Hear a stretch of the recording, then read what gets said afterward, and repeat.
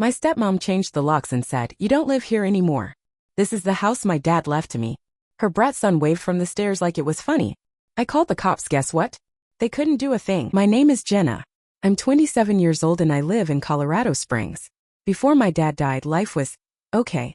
It wasn't perfect, but it was manageable. We had our routines, our awkward dinners, and our weird little balance. He married Claire when I was 16. She wasn't evil or anything, just cold. Like she'd smile at you, but it never reached her eyes. Always polite. Always controlled.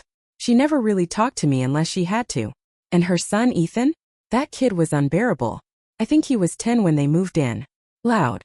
Spoiled. Thought the whole world revolved around him. And Claire just enabled it. I used to joke with my best friend that Claire was raising the next reality TV villain. But Dad made it work. He tried to make us a family. Family dinners every Sunday. Weekend trips. He even got Claire and Ethan matching bikes once, even though Claire barely knew how to ride. That was Dad, always forcing unity. Then he was just gone. One minute he was driving back from work. The next, a crash on I-25 and a phone call I'll never forget. That was 3 weeks ago. We buried him last Friday. The house hasn't been the same since. Claire stood stiff at the funeral, eyes dry the whole time. She didn't shed a single tear. Not even at the gravesite. Ethan cried a little, but even that felt performative. After the service, when everyone was gone and it was just the three of us at home, Claire said something strange. We were sitting at the kitchen table. I was staring at a cold cup of coffee. She just looked at me and said, "You know, sometimes change is good. Fresh starts. Your father would have wanted us all to move forward." I remember blinking at her, unsure what she meant. She gave me this look like she was sizing me up, like I was suddenly a problem to solve. I didn't ask questions. I didn't want to. I chalked it up to grief. Or shock. But something about her tone, that weird glint in her eyes, it stuck with me. Looking back, I should have trusted my gut. The morning after the funeral, I woke up to the smell of bacon and eggs, which was strange in itself. Claire never cooked. She had this thing about processed meats and greasy pans. But there she was, standing at the stove in a crisp white blouse like she was prepping for a brunch interview. "Can we talk?" she said, not even turning around when I walked into the kitchen. Her voice was light. Way too light. I sat at the table. Ethan was already there, crunching on toast like he didn't have a care in the world. He gave me a sideways glance, that smug little half-smile he'd perfected over the years. I ignored him. Claire set down a plate in front of me, 2 eggs, toast, and bacon. I thought we should have a proper breakfast. Start fresh. I waited. She sat across from me, folded her hands, and smiled in that fake way she always did when she wanted something. "So Jenna, I've been thinking. You're almost 28. You're working. You're independent. Maybe it's time you considered your own place." I blinked. "What?" Claire took a sip of her coffee, unfazed. "The house. It's a lot to manage. And with your father gone, it's just me and Ethan now. It would make sense for us to settle in, just the two of us. Create our own space." Ethan smirked behind his glass of orange juice. I could see it. That flicker of satisfaction. "You're asking me to leave?" I said, my voice quieter than I expected. Claire set her cup down gently. "I'm not asking. I'm suggesting. It's what your father would have wanted. For you to live your own life." I pushed my plate away. I hadn't even touched it. This is still my house. I grew up here.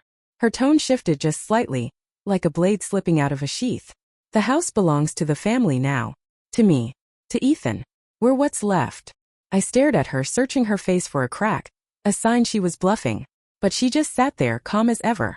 Like she'd practiced this. "This isn't legal," I said. "Dad wouldn't just leave me out." She shrugged. "We'll see." That was the moment I knew. This wasn't about grief or moving on. Claire wanted me out. And Ethan? He was loving every second of it. I barely slept that night. I kept going over Claire's words, her tone, the way Ethan smirked like he already knew how this was going to play out. By morning, I was pacing the living room with my phone in hand, heart pounding. I called my dad's lawyer, Mr. Campbell. He'd been handling our family's legal stuff for years. If anyone knew what Dad intended, it would be him. "Jenna," he said when he picked up, his voice low and serious. "I've been expecting your call." That set off every alarm in my body.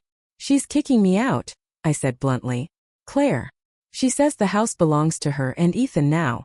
There was a pause. "That's not correct," he said carefully. "Your father left the house to you. Solely. It's clearly stated in the will." I sat down hard on the couch. "Wait. Just to me. Yes. He wanted you to have a secure place. He was very clear about that. He felt responsible. Said you'd sacrificed a lot during the years after your mother passed. He wanted to make sure you were taken care of. I felt something in my chest break open, grief, relief, confusion all crashing together. Claire's already trying to contest it, Mr. Campbell added. Filed a challenge just yesterday. She's claiming he was under undue influence when he made the change. What does that mean? She's saying you pressured him into changing the will. That he wasn't of sound mind. It's a serious accusation, Jenna. I stared at the floor, ball rising in my throat. I hung up and went straight to Claire.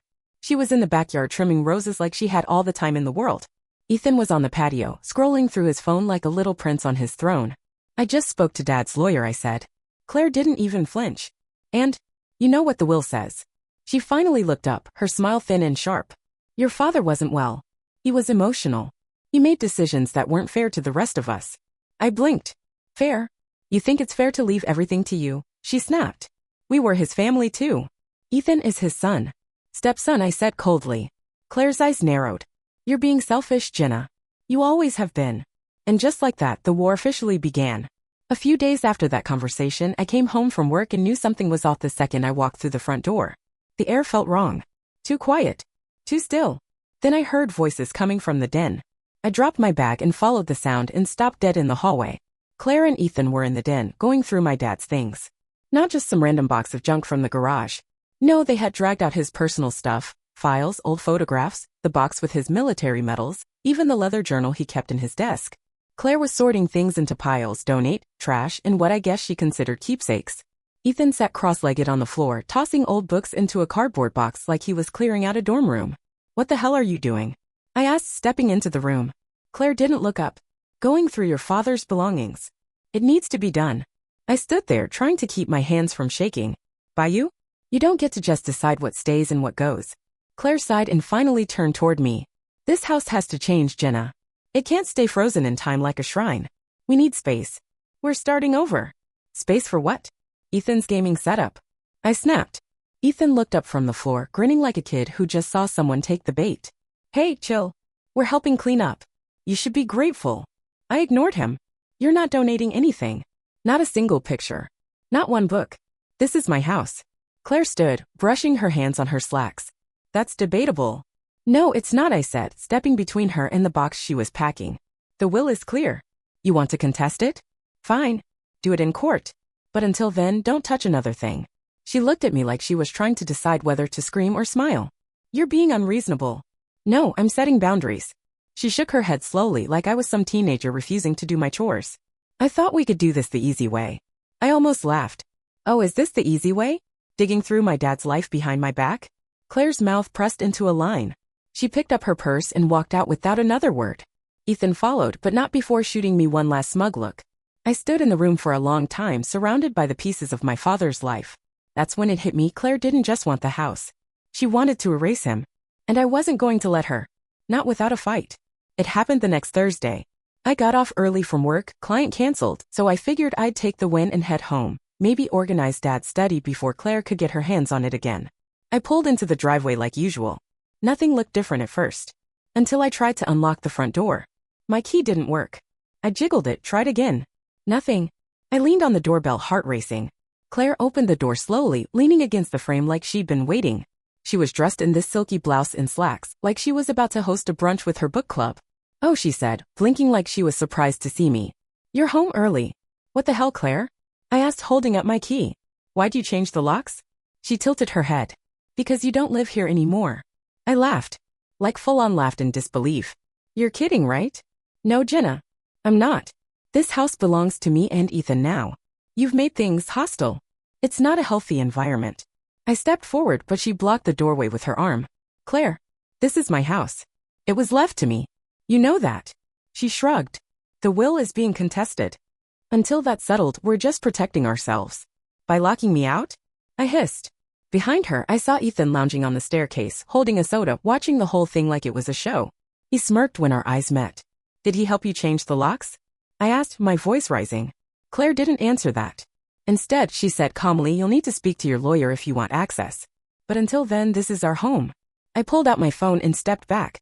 Fine. I'll call the cops. She didn't even flinch. Go ahead. 10 minutes later, a police cruiser pulled up.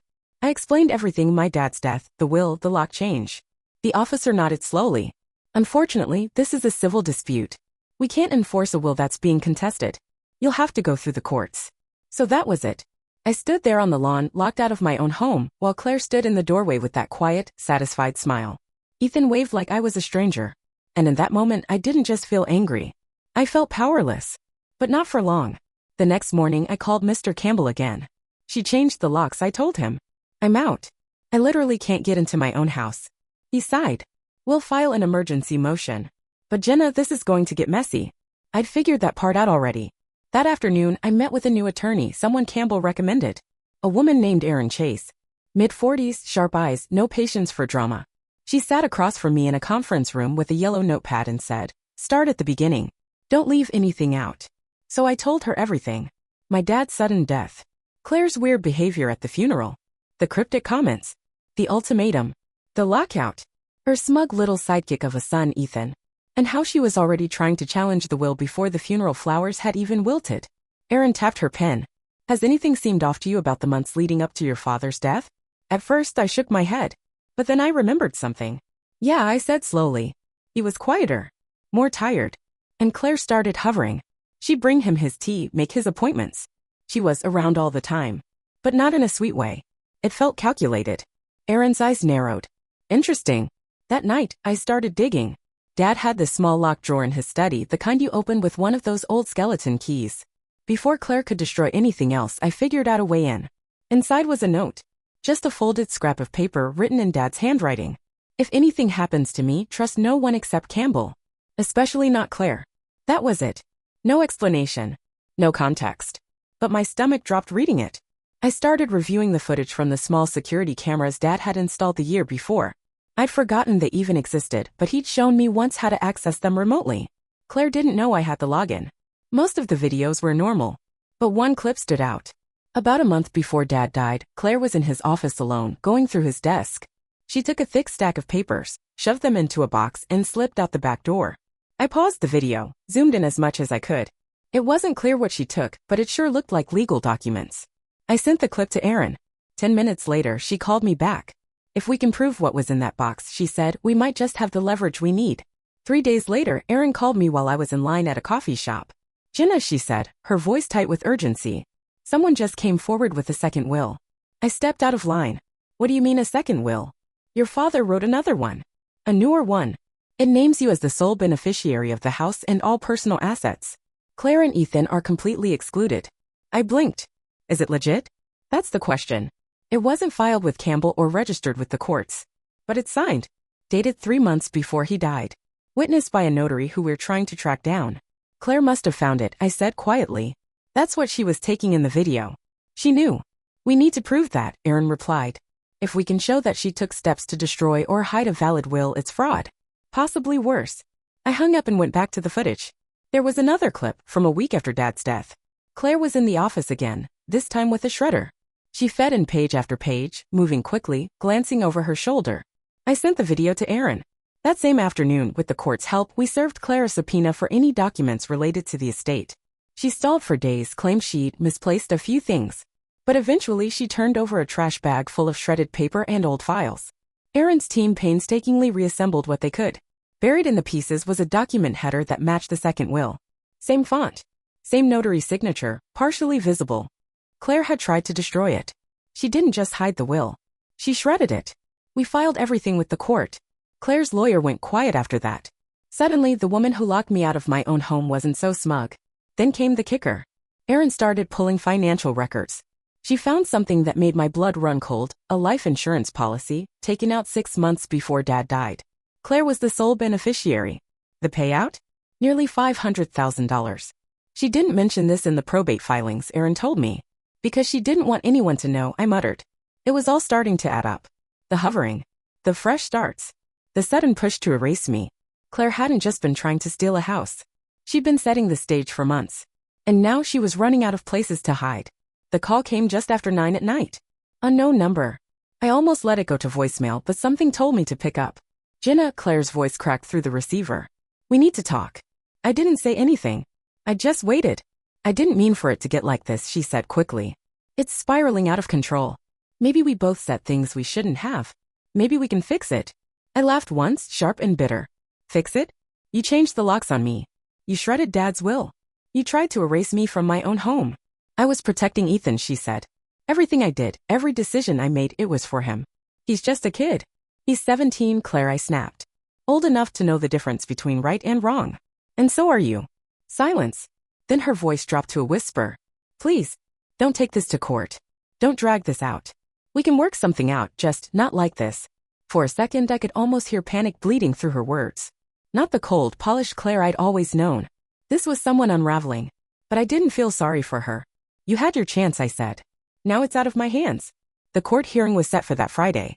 Claire showed up in a gray suit and sunglasses, holding Ethan's hand like she was walking into church. Her lawyer kept trying to stall, but the judge wasn't having it. The shredded will. The security footage. The life insurance policy. It all painted a pretty clear picture. In under 30 minutes, the court ruled in my favor. The house belonged to me.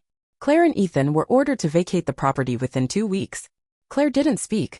Ethan glared at me as they left the courtroom, but I didn't look away. Let him stare. Let him remember. But the story didn't end there. The judge referred the matter to law enforcement. The shredded will and hidden policy triggered an official criminal investigation. Aaron called it the logical next step.